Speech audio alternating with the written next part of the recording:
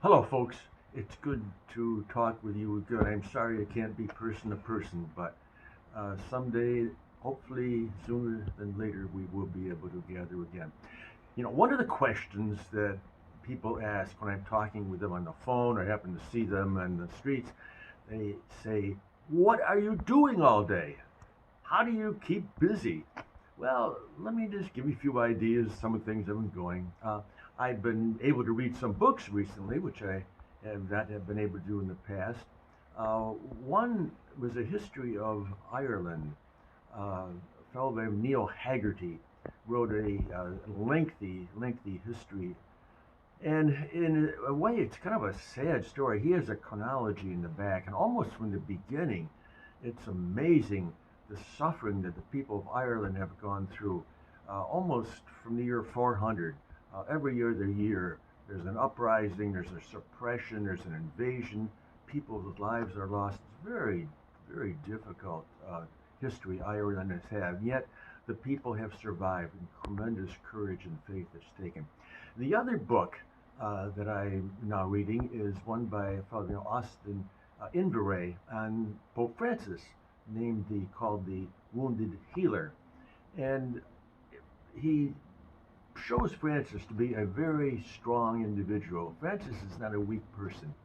Uh, he's very strong, determined, but overall, beneath it all, everything, Francis is always wanting the church to go to the peripheries, to somehow speak to those who may feel pushed away, shut out, to speak God's love, to invite people to come home, to experience God's love. It's a wonderful story of Francis and the real pastoral zeal that he has, that it extends just to all people. So that's one thing. Secondly, a lot of people, that I like to go and work out. I go to the Y maybe 3, 4 times a week. Well, obviously that's not possible. So I've been walking around Mount Hope Avenue and East Henrietta Road, but the weather in April has not been particularly conducive to that. So when it's raining or windy or whatever, I go over in church and I walk in church, and Jesus and I walk and jog in church. Well, it gives me a chance to say the rosary and a few things like that. I was trying to figure out over when I was in church. I like to do some weight strength kinds of things. Well, I found that the candle holders are pretty heavy.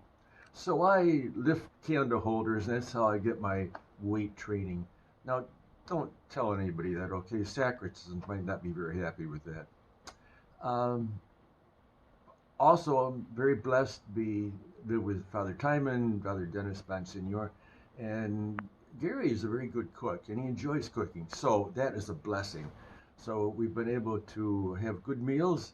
Dennis and I are more than happy to clean up, but Father Timon is a great chef, and we've also been blessed. Our parishioner Ed Hasmond has brought in food several occasions. Ed, kudos to you.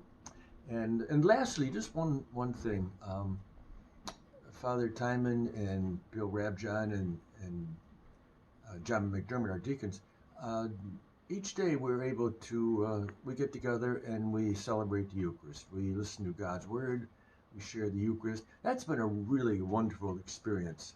My sadness is that we can't do it together, and I know that you folks too would love to share the Eucharist. So those are the kinds of things that have been keeping up my day, and I want you to know above all that you're in my thoughts and prayers, especially people who may be struggling with situations of income and work, with families, any of them who are sick. Please know you're in my thoughts and prayers, and please know that God holds you close too. Thanks, everybody. Hope to talk to you again.